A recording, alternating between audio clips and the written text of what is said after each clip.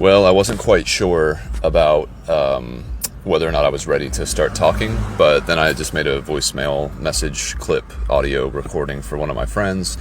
Shout out to Kevin, and I was like, oh, okay, I'm ready to talk, because if I don't start making a podcast, I'm going to end up sending Kevin like a 30-minute clip, and he doesn't have time for that. Ain't nobody got time for that. So I'll just make it for myself, you know. It is 12:13 p.m. Saturday the 6th of June, and it is 2026. And I'm on my way to my friend Ben's house. What's up, my dude? And I'm surprised it's a lot farther than I would expect. I still have 44 minutes that I need to go. But I'm on Highway 78 for a long portion of that. Going at least all the way out to Stone Mountain, and then looks like I'm getting off at like Old Stone Mountain Road, so it should be a pretty nice and easy drive. It's pretty warm out. What is the temperature? 82. I already went for a bike ride earlier, which was nice. I suppose I could turn on the air conditioning. I'm always so against doing that, just because I'm like, I feel like it's a luxury that I just don't require. And honestly, in situations that I'm not trying to make audio clips, it is a situation that I prefer. But it's just, it's going to be too loud to have the windows down, and it's going to be too hot to have them up. So, what's a girl to do? Well, sometimes you got to compromise, even with yourself. And so, here we are. Best of both worlds. I'm not sweating to death, and I can hear myself think. And you can too. So, yeah, quite a day so far. I woke up, I was hanging out with a friend of mine last night, Jake, shout out to Jake, and, you know, I would say we tied one on pretty good, as they say. I think I probably had, honestly, probably twice, if I'm honest with myself, I probably had 2 times as many beers as I prefer to even begin to remember. I didn't black out or anything like that, but for sure I woke up this morning feeling a little kissed by the hangover fairy.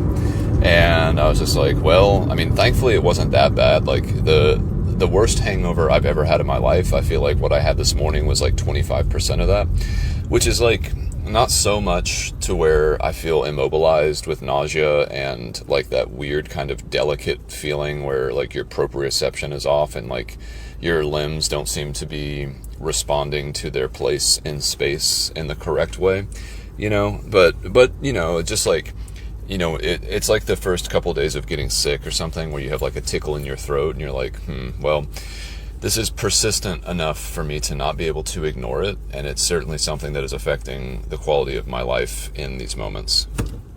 And so, whatever, it's all good. I don't like feeling like that, but I do like having some beers with my dudes. So hopefully tonight I can behave myself a little better. Ben is a family man, so I can only hope that his responsibility will outdo and outshine my Bachelor indulgence. And yeah, feeling good about it. I'm ready to have a beer. It only took, 5 hours to get to the point where it wasn't a completely disgusting thought, you know? I'm not going to have a beer probably for another 5 hours, and I'm grateful for that. But in the meantime, you know, yeah. So anyway, woke up feeling a little vulnerable, a little fragile this morning, but nonetheless intent on, you know, pursuing my day the way that I wanted to. I am looking for a picture frame for a friend because I'd like to get him something to show that I appreciate him. And so far, shout out to my Uncle Steven, I have been to 2 estate sales, and this morning I went to Kudzu Antique Market. And it was interesting because I put my thoughts and this whole plan into Notebook LM, and they were describing why I've been enjoying this little errand/task, and I think that they put it in a really, really good light that makes sense to me. And it's funny too, I was just speaking to another friend about this, but like, basically, Notebook LM is so obviously created by people who are basically corporate knowledge workers. Like, Notebook LM always relates things back to corporate life and video games, which I think is just really funny because, like, I wish it was a little bit more expansive in the metaphors that it would draw, because most of the time it seems like the metaphors are based within those two realities, and thus is also the case here. And so they were saying that my use of this little errand is like when you're playing a massive open world video game and the main quest becomes too much to handle necessarily, and you need like a break from it, but you still want to play. And so you go and you do a side quest. And so they were like, what Kenneth is basically doing is going out and finding 10 rare herbs for a local merchant, which is definitely something you would do like in a video game, you know? And I was like, yeah, I mean, that's exactly what it is. It's like, it's a low stakes task that's easy enough to complete, but also challenging enough to hold my attention. It's not like I can just go to Walmart and pick up a Baroque style frame. Like, I actually have to actively search it out, you know, and try to find it, which I always enjoy finding things. And speaking of finding things, this morning, two things that I also found on the road. One was, this is probably one of the best finds I've ever had, certainly like top 10, just in terms of practicality and utility. But I found a tube that someone had definitely just recently purchased and just recently dropped, that happened to be the right size for my tires. So I got a new tube, so there's $8 saved right there. Plus, I was riding around with only one tube, and typically, especially for long events, you know, I always like to have at least two tubes, because there's always a chance that if you fix a flat or whatever and you replace it with a new tube, that something's going to happen. And like, if you didn't properly find the issue or whatever, you could also damage or destroy that new tube. So I like to have one in reserve all the time, and now I do again. And the other thing I found, which was pretty gross, was like a little coin purse, and I was like, ooh, money. And then I opened it up, and the only thing that was in there was a presumably used like plastic flosser that people use, you know, like the little, what does it look like, a little hook with a piece of dental floss. Pretty gross. I was just like, ew, that's nasty. I regret touching this, but you know, there's always a chance that there's like $400 or $500 bills inside of something like that. So, you know, fortune favors the brave. So, yeah. And what else? So, yeah, I went for a little bike ride to that kudzu antique place and walked around. My stomach was definitely out of sorts. And so I was glad that I was in an air-conditioned place that had bathrooms accessible. And I walked through, and I was just like, okay, I kind of know what I need to like be looking for, broadly speaking. But after doing a complete lap of the facility, I went up to the people who were working there, and I was like, hello. And they were like, hello. And I was like, can I pick your brains for a second? And they were like, yeah. And I was like, I have absolutely no aesthetic taste. Like, the thing that I experience when I come into a place like this is primarily just being shocked that people want more stuff than they already have. And not only do they want more stuff, but they want to pay extra for like older stuff from other people. It was interesting going through the estate sale of goods and items, because I have to tell you, the thing that I was thinking the entire time, beyond the fact that I was looking for a picture frame, was this is exactly what happens after someone dies. Like, immediately all of their things become unowned and like worthless to the person who is no longer there. And it's just crazy to watch human beings like pick over another human being's like precious things. You know, I don't mean to paint a grim picture, but I can't help but view it like that. Like, how many, I was looking at glassware, like wine glasses, and I was like, man, how many amazing nights that led to intimacy or great conversations or the conception of children, how many nights were contained within the vessels in these drawers, and how much of that is lost, those memories of like what these objects represented for the person who lived in the house. And now everything's being, you know, picked up and rummaged and rifled through like unceremoniously. And yeah, there was a profound lack of sacredness. I mean, you know, there's one thing to be said about generic stuff that you can like buy at Walmart, but I'll tell you, it's nice to know that when you buy something that's brand new, there's like no emotional baggage tied to it, aside from like if you start thinking about child labor or global warming effects of industrial industrial production. And I don't tend to think about those things because I'm just like, well, like, you know, what's the alternative? We're trying to fix all that stuff as quickly as we can, and we're doing a pretty good job, so I'm not going to bum myself out. But yeah, going through another person's home is a very different experience. Honestly, as I reflect on it, I don't know if this is 100% true, but what it kind of felt like being in there was like being in the movie Eternal Sunshine of the Spotless Mind, which is a great movie. Certainly, talk about top 10s. That's one of my favorite top 10 movies ever. Highly recommend to anyone who hasn't seen it. There was a brief period of my time in my life where I was like interested in movies, and I watched a fair number of them. I think it was sort of a hobby for a little while when I was like in high school. It was mostly my friend Josh. Shout out to Josh. I feel like he had taste. He's an artist, you know, and I am not. Even the way I play guitar is kind of like if you gave a robot a pick or something.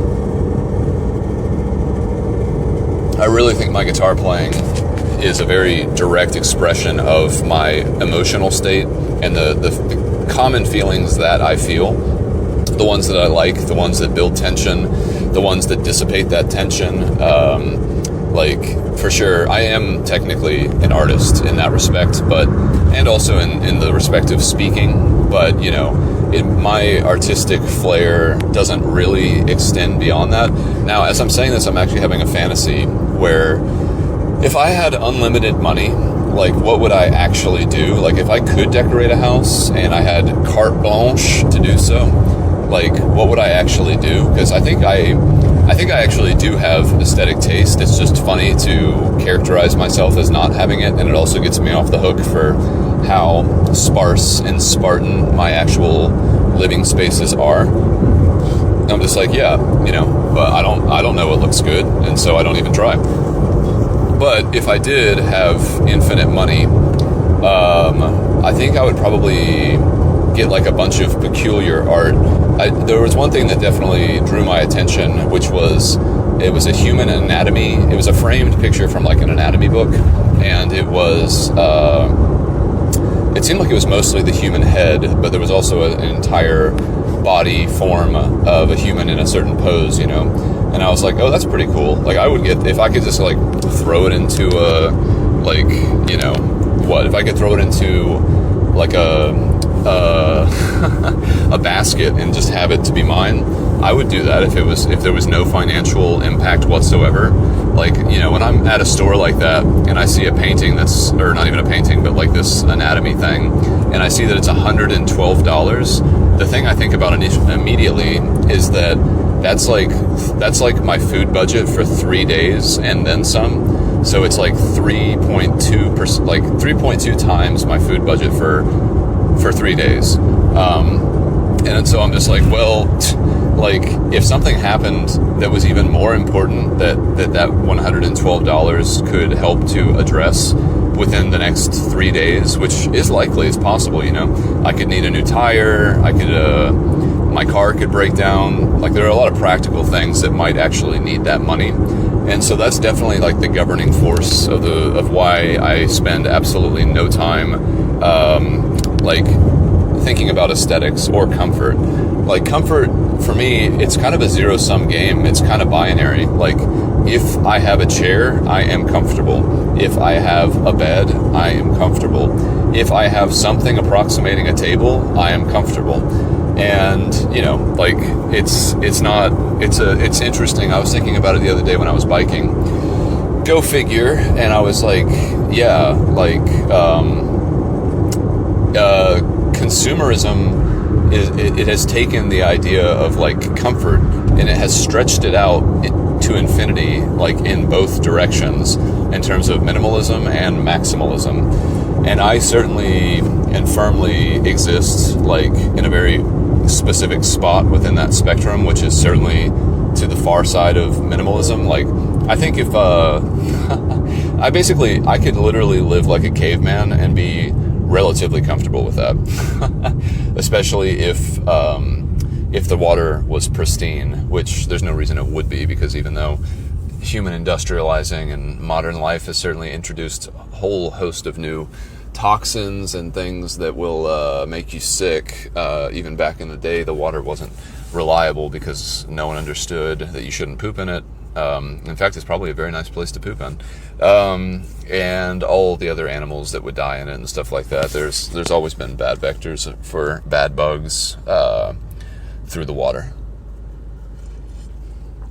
Anyway, had a nice little time going to that place, that kudzu market, and I had a couple of thoughts. Okay, so these are two ideas that I had. One of them, I sometimes the title of books just like come to mind. Not that I would necessarily ever write a book like this, but I was thinking, I have a family friend, and one time he asked me, like, this is like a specifically Atlanta question too, which was kind of cool. But he asked me, he had said that his wife had been driving on DeKalb Avenue, and if you're not Atlantan, it doesn't matter. Just any road that fits the description that I'm about to describe will do. But my friend his wife was driving on DeKalb Avenue, and he said that she noted that the cyclist, although there was a bike lane, he was not in the bike lane, and then someone honked at him at some point, and then he flipped them off. And my friend asked me, because his wife was a little distraught by this, she might have been the one who was flipped off, I can't remember, but he was like, why would a cyclist choose to not bike in a bike lane when one is available? And it was so funny for me to hear this, because honestly, for me, the answer is so obvious. Like, it's so obvious that unless another human being volunteered a contrary idea, such as this man, I would never think that it was even something up for discussion. And I'm being a little hyperbolic there, because obviously not everyone bikes, but as a cyclist, and this man, he was an outdoors enthusiast himself, he had hiked the Appalachian Trail, so it was an interesting point of relief between the two of us, like sharp relief, like in terms of contrast, because I was like, oh, you don't know what it's like to bike on the road. So the problem with DeKalb Avenue is that, yes, true, it does have a bike lane in very specific portions of DeKalb Avenue, and very, very suddenly, outside of those very small portions of it, the bike lane will just suddenly end. And so as a cyclist, you have to figure out how you're going to put yourself back into the flow of traffic. And as someone who has biked on DeKalb Avenue easily thousands of times, for sure, if we're just talking about me purely being on that road for any amount of distance, then definitely thousands of times in the past few years. In fact, more even than that, decades. The safest thing for you to do in that situation is actually just to not use the bike lane, because you're going to have to reintegrate with the cars anyway. And so unless you're experiencing some sort of distress or feeling distraught, like, you might as well just stay with the cars, because it's actually going to be safer for you to already have an established position within the flow of traffic, rather than all of a sudden having to merge with cars that are probably going 3 or 4 or 5 times faster than you. You want to set the expectation that you're there and that you're claiming space just for your own safety. And I tried to explain this to my friend as delicately as possible. I went back and forth in my own head several times, because I didn't want to come off as like someone who was having a superiority ego trip, which I was very, very much so primed to do. But since that moment, I have taken thousands of mental pictures of areas, because I have thought often about making a book to actually explain this very thing, like a coffee table style book. And it would be a bunch of pictures showing, like, basically areas where a cyclist would have to make an important decision because of like crumbling infrastructure or poor route planning or whatever, just like anything that's like an obstacle to you mindlessly being able to traverse space. And today I came up with the title, which is a double entendre. It's Why We Cross the Line. And for the cover, I was thinking of having like a blurred cyclist going through a red lit intersection to show that he was like crossing the line, he was running the light. But also like crossing the line in terms of like being rational versus irrational, because the subtitle is a visual guide for understanding the rational systems underpinning irrational architecture. And so basically, like, it's all about being in the perspective of a cyclist. And I guess I could do this with my meta glasses more easily than with anything else I could think of, because if there's one good thing I can say about those meta glasses, it's that they were the most convenient form factor I have ever had for taking pictures. Certainly for video too, but then the battery's only going to last for like an hour or whatever. But yeah, quickly taking pictures is a cool thing. And I always like the idea of making like coffee table books. I like coffee table books. It's something to leaf through while you're having some coffee. Like, perfect combination, my dude. So that was one thought that I had. I had many others, but unfortunately, honestly, the meta glasses would be good for this too. But unfortunately, it's still pretty difficult for me to make notes on the fly. Everything goes through my headphones, and the microphone on those headphones is so terrible that usually it doesn't get what I'm trying to make it get. So anyway, I did have another thought, and I guess this will probably be my concluding thought for the episode. But as you know, I'm someone who has a lot of interest in the homeless population. I refuse to call them unhoused people, because I listened to George Carlin far too many times and was completely willfully indoctrinated in the idea that political speech is not to be trusted. George Carlin at length went over how euphemistic language is an indication that you are lying. If you call a group a certain word, that's because you're trying to take the emotion out of like whatever that word, whatever that noun is, whatever the baggage of what you're describing is, like so unpleasant for people to think about that you have to basically give it more or less a Latin name of like ambiguity, so that like saying it doesn't bring too many visuals that are upsetting to the human soul, which I think is funny, because it's just like, really? Like, George Carlin's example was the evolution of the word that eventually became post-traumatic stress disorder. And he goes over it from every major war where, originally people had what was called shell shock, and then that became battle fatigue, and then ultimately post-traumatic stress disorder. And he's like, the humanity's been completely removed. It's just, I feel that I don't like is it called political language? Or I don't know. I don't remember what it's called. But yeah, euphemisms. This is the road I'm supposed to take a left. That's true. Are you going to let me? Maybe. Looks like so far so good. Am I going to be able to get over? Looks like a yes. Thank you. So, okay. So, James, there's a man in my neighborhood named James. He's a homeless black man. He's a little older than I am, and he's very nice. He's not addicted to anything. He's got some definite cognitive issues, and I've seen him probably more often than I have seen anyone else since I moved to Atlanta. I mean, he's a homeless guy that lives like a block away, right?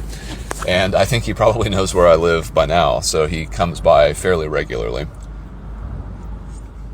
And so yesterday, I went to Publix to get some beers and dinner materials for myself and my friend, which, by the way, was funny. I volunteered to make my friend and I dinner, and he was like, well, I could tell he was kind of unsure about it.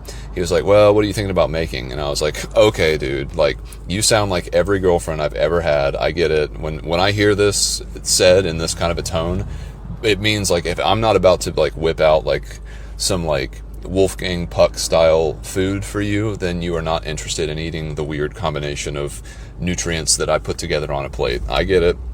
But it was funny. I haven't had that feeling for a long time. I've been single for almost a year now. It'll be end of July will be a year of my continued bachelorhood, my itinerant bachelorhood. But yeah, anyway, so James, I was walking to Publix. I had a kettlebell, had a kettlebell in one hand and armful of opportunity and hope in the other. And James happened to be walking by, and I was like, what's up, James? And he was like, hello, sir. which is, he always calls me sir. And I've asked him so many times to not do that, because I'm like, dude, you're older than I am. Don't call me sir. You're making me feel like a weirdo. They make me feel like I don't respond well to sir, respectfully. Shout out to my parents. They can verify. But anyway, James is a nice guy. And so I was like, what's up, James? And he was like, nothing. And I was like, how's it going? And he was like, well, to be honest, like, I haven't eaten anything all day. And like, I've been pretty unhappy for the last 3 days, because like, I don't have a job. And like, I just don't know, like, is there anything I can do for you? Like, he always offers to help me with something, but I'm the kind of person, I really enjoy doing my own work, and I'm never really looking to outsource it or pay someone else to do it. Like, the idea of paying someone to do something that I could do, even James, like, I would rather give James money and for free and keep the tasks that I want to do as well. I'd rather pay him to not work. But, it's heartbreaking, because he told me he's been out of work for 13 years. And, that's a long period of time, obviously. And it would be devastating, like, to be homeless and have no job prospects. Now, again, he needs some pretty serious help, and that's the problem. I don't know if he's actually employable. I don't know if he's got his documents that he would need in order to get a job. I don't know what kind of place would allow him to work there, if he, like, given his, like, general disposition and shape, because, he's like, he does smell. I mean, he smells like a thru hiker. He smells like a human being. And, he wears, like, kind of weird clothes that I can only assume he finds. I mean, the similarities between James and my lifestyles, it's a fine line. I also smell and I look like a weirdo, so I feel for him there. But yeah, we walked to Publix together, and I offered to buy him some food, and I was like, man, like, I would really love if, like, you could get a job at this Publix, which, they do have programs at Publix to employ, like, people who are under qualified, I suppose, but I think it would be essential for him to be able to, like, take a shower and have access to a house. And the real heartbreaking thing with James is just that, what he was really saying he wanted to do was just to have a place to go so he could sit on the couch and watch TV. And I was just like, damn, dude, that's like, that it really is, like, people talk all about data centers and all of this infrastructural stuff that's going into, the next stage of human evolution and how bad it is. But, these people, most of the people who are making all this noise, obviously they have access to phones and electricity and internet and most likely houses, but they've never, most people, myself included, most of my life anyway, I've never not been able to satisfy an urge to relax and just, like, watch TV if I want to. And that's something that James doesn't have access to, which, I think should probably be written into the universal basic human rights law structure. Like, you should have the right to, I mean, it's basically the right to pursue your own happiness, but I think it should explicitly say you have the right as a human being to a house, a couch, and a TV. Everyone else has those by default. And so I was just like, damn, like, what do you do for somebody like James? And I did a couple of Google searches and found a couple of organizations. Unfortunately, they're not open during the weekend, but there is one that's over off of Ponce that I'd like to go and, like, just pick their brain, just like at the art place, and just be like, hey, I know this guy, his name is James, he's been homeless for a very long time, he's very sweet, he's harmless, he's not addicted to anything, he definitely has mental issues cognitively. I think he's easily confused and maybe perhaps easily overwhelmed. I'm not entirely sure. I've never seen him, like, have a tantrum or anything like that, but I certainly think it's possible if he was in a bad situation. And, really what he just needs to be able to do is, like, have a safe place to go and the ability to make, like, maybe $30 a day. Like, if he could just make $30 a day so that he can go buy the food that he wants, and then also be able to go to a safe space, I think that he would be so much happier, And that's the thing, too. It's just, like, so weird to see a homeless person inside of a neighborhood. And if he wasn't as harmless as he is, there's no way he would have stayed here for so long. But he's been there for years and years and years. But I started thinking about it because I was like, okay, well, what do you actually do to solve homelessness? And it's like, okay, well, thankfully, the answer is actually in the word itself. They're homeless. That's the problem. So they need homes. And I was like, okay, well then how do you do that? Because that's like, obviously, in my fantasy, I was just like, well, this is like the kind of fantasy that I would only be able to pursue if I had like excessive amounts of money, like millions of dollars, you know? Because what I would do is I would set up like homeless hotels, right? And so basically it'd be a place that anyone can go, like that needs a place to stay. It would have a bouncer out front to make sure that you're not bringing anything bad in, and you would have to agree to the terms of staying there, which would be that you're not allowed to leave. Like there's a curfew, right? Like, but it's like a reverse curfew. If you decide to go there, like between the hours of like, I don't know, let's say 10 p.m. and 7 a.m., you're not allowed to leave. And I don't even just mean the premises, like you're not allowed to leave your room. Like I think the only way for things to be sustainable would be if these people are like basically quarantined for that 9-hour period of the day. And it's not to dehumanize them because they have to agree to this. They don't have to go to these homeless hotels. But if you just want to go sit on a couch and watch TV, you can do that. But there are rules, right? And I was like, I can't think of a better way of doing it. And obviously, again, this would be extremely wasteful in terms of capital expenditure because, you know, there would be, aside from just the goodwill of man, this would not be a money-making venture. I was imagining being interviewed, like because of this creation of the homeless hotel and its relative success, and people, I was imagining the interviewer would be like, yeah, you know, we hear that you're basically bleeding out in terms of keeping these types of places open. So can you talk to us about just sort of like the financial structure of the decision making to actually try to solve homelessness through this tactic? And I was like, well, I mean, there's a big reason why in my pursuit of wealth, I didn't focus on this idea first. This was something that I knew would only be attainable after doing something that was more in the traditional lens of, you know, wealth creation and gain.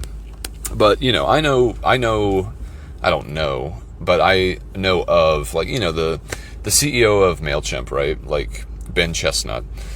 He's got $6 billion, and I don't begrudge him of that at all. Anytime I'm in a room where someone is maybe turning their nose up, and this is really just inside baseball because, like, it's really just other MailChimp people that would even think about having a personal relationship to the situation.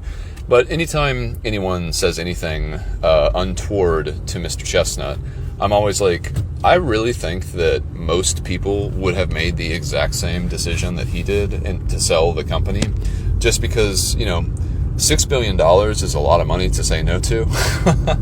That is like earth-shaking money, shattering money, you know? If I had $6 billion, I could spend $500,000 on these homeless hotels, you know? I could do it and not even bat an eye. I could do it without even losing sleep, you know?